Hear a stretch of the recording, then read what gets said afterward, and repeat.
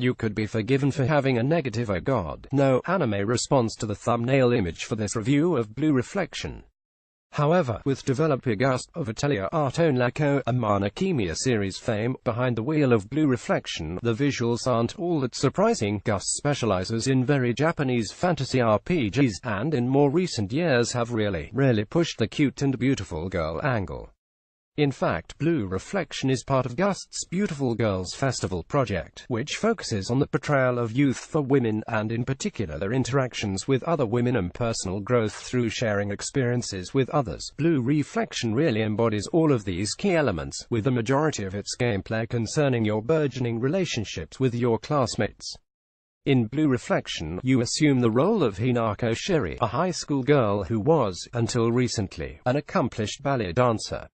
Originally assigned to the special class at Toshinomiya High School, Hinako begins the year in the less important regular class after an unexplained knee injury leaves her unable to do ballet ever again. With the help of two strange students, Yuzuki and Lime Shija, she is introduced to her magical girl power and becomes a reflector. Reflectors travel to the common, a culmination of society's emotions, and defeat strange alien and robot-like monsters in order to obtain fragments. Fragments are left behind in a crystallized form when the reflectors enter a part of the common which has manifested due to an overwhelming emotion being experienced by someone they know. For example, Hinako met with a middle school acquaintance who became overwhelmed with the idea that they could finally be friends in the same class. The acquaintance started to repeat herself over and over, gained a weird aura and glassy eyes, and Hinako had to defeat a monster in her section of the common to obtain a fragment from the girl's emotions. Hinako is the only one of the three reflectors who can crystallize fragments, which involves tapping into the emotions the victim was feeling at the time and empathizing with them. Through empathy and understanding the other character's point of view, we also see snippets of Hinako's recent past during her time in rehabilitation and her struggle with comprehending a life without ballet. Crystallizing the fragment keeps the singularity stable and allows one of the other two reflectors to create a ring for the rescued girl to wear.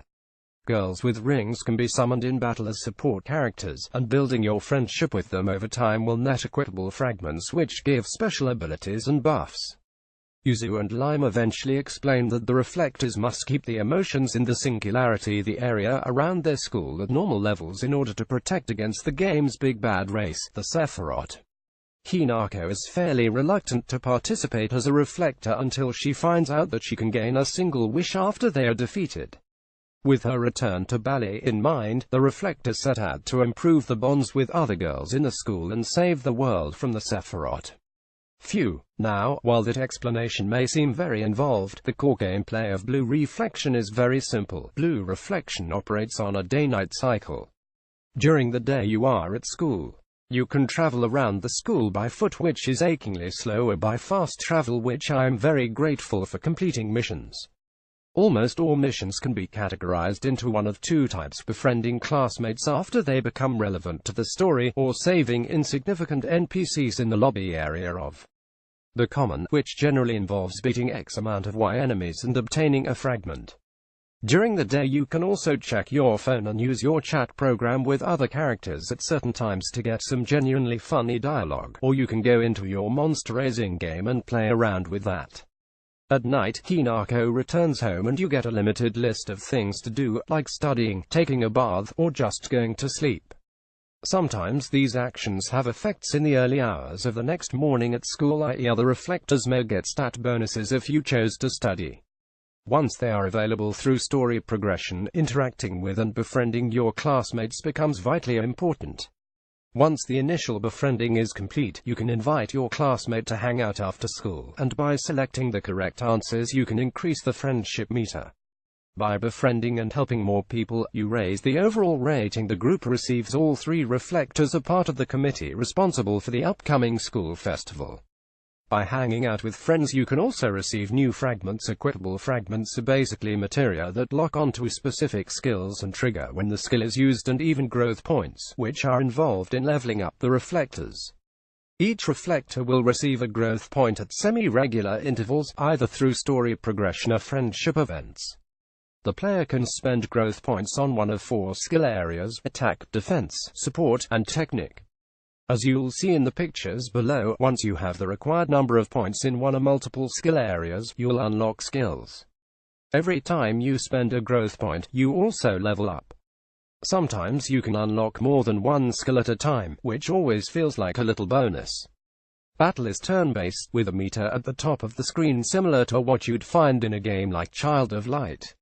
On the left-hand side of the meter, tiny icons representing your reflectors race to the middle of the meter, while on the other side the icons representing each enemy do the same. When one of the icons reaches the center, it becomes the battler's turn. Many skills have a knockback subskill, which pushes the enemy or ally back from the middle of the meter. Obviously, if you want to get all your hits in before the enemy has a chance, you have to make solid use of knockback skills. You also have your standard HP/MP bars, but you also have the option to spend a turn recharging your MP using ether charge, ether being MPTHE energy needed to do anything if you're a reflector. You can also use overdrive mode, which boosts the relevant character's skill power but only lets them use each skill once, in whichever order they choose. This means you can quickly brutalize an enemy with 3 attacks in a row, finishing off with a nice healing move before they even get a chance to move along the meter again. There's also the supporting character abilities, which can be triggered at certain points during battle and offer a range of skills. So, now that we've got all of that out of the way, let's have a quick chat about how blatantly Persona this is. The notion of having a mostly school-centered Japanese RPG is absolutely nothing new, but the extreme focus on helping other students overcome the personal demons and sort out their emotions, complete with weird eyes and spooky auras, very Persona 4 and Persona 5. If that's not enough, going to a general area where all of humanity's emotions are kept, very much like mementos in Persona 5. Going to special individual dungeons to do the same thing but for story-relevant characters, also very Persona 4 and Persona 5. And while the Persona games certainly don't have any copyright on this, having elemental attack options in addition to 23 physical attack types, in this case Heart and Pierce, was certainly popularized by the Persona series. Blue Reflection is absolutely a watered-down, fanservice and magical girl-focused version of Persona 4 and Persona 5, but that doesn't mean that it lacks its own charm. While in other cases I may leap to attack a game which focuses predominantly on its visuals, I feel like I can't do that with something that's part of the Beautiful Girls Festival line of games. While I don't think the character designs are anything too out of the ordinary or special, it's incredibly clear that the artists went to a great amount of trouble to make a lot of varied, albeit often cliched, characters. It's also very clear that they went into great detail with the faces and the subtle differences in the uniforms to make them feel like individuals. While I haven't picked up an Atelier game since the PS2 era, I have considered picking up one of the newer PS3, PS4 entries from time to time and considered that all the art looks very cutesy and samey. I do still feel this way a bit with Blue Reflection, even though I appreciate how much effort went into the character design specifically in this title. Unfortunately, the nice character designs are sometimes overshadowed by how weird the model movements are. Game characters have come a long way, but many of them still haven't gotten past that Final Fantasy X era issue of not being able to touch their own heads unless they look like they're trying to also give their head a wide berth. While they're nothing super special, the general graphics in this game are very pleasing to the eye. In particular, the common is really enjoyable to explore and is just pretty. I can't praise the UI enough, whether day or night, or battle at school time. While it's nothing Persona 5 Level 1 promised, the comparisons between these games will stop soon. All of the buttons and menus stand out really nicely, and each one reacts to you hovering over it, i.e. the items menu is a bag icon with a charm. When you hover over it, the charm waggles back and forth. I'm a sucker for little details like these, and the menus and UI in all areas of the game are very aesthetically pleasing and deserve plenty of praise. I really liked the leveling and skill acquisition system in Blue Reflection, even though it all feels a bit chaotic at the start when you're picking up new skills left and right and unsure about how useful they will be. I liked the element of strategy that goes into carefully selecting which of the reflectors will specialize in physical, magical, or support skills. While I don't think it was the game's intent, I ended up using Lime for a lot of my attack magic, so it appears that the game is fairly versatile in that regard. A white mage is not limited to being a white mage. Battle is fairly standard, but I'm a big fan of the meter and knockback mechanics, especially since it took me back to playing Child of Light, and to a lesser extent, Grandia. I think adding systems like these to an otherwise fairly standard turn-based battle system is a fantastic idea, and it makes fighting enemies so much more interesting. I think the fact that Blue Reflection doesn't comprise of really long dungeons and forced enemy encounters is definitely a positive, especially considering how chapters fly by really quickly and the game is heavily story and character development focused. While it may feel slightly rushed at the start, Blue Reflection definitely settles into a nice balance of battle and story progression later on, which would have otherwise been impeded by having lengthy standard RPG dungeons. Blue Reflection's soundtrack honestly doesn't stand out that much because it's very soft, even in the battle themes. There's a lot of gentle piano and effective yet reserved use of string instruments like violins. The music isn't super memorable, barring the main battle theme which I had stuck in my head at work on more than one occasion, but it is appropriate for the game's atmosphere and used to great effect. While only one of the songs has really stuck with me outside of actual gameplay, it's a really nice soundtrack created by obviously skilled composers and musicians.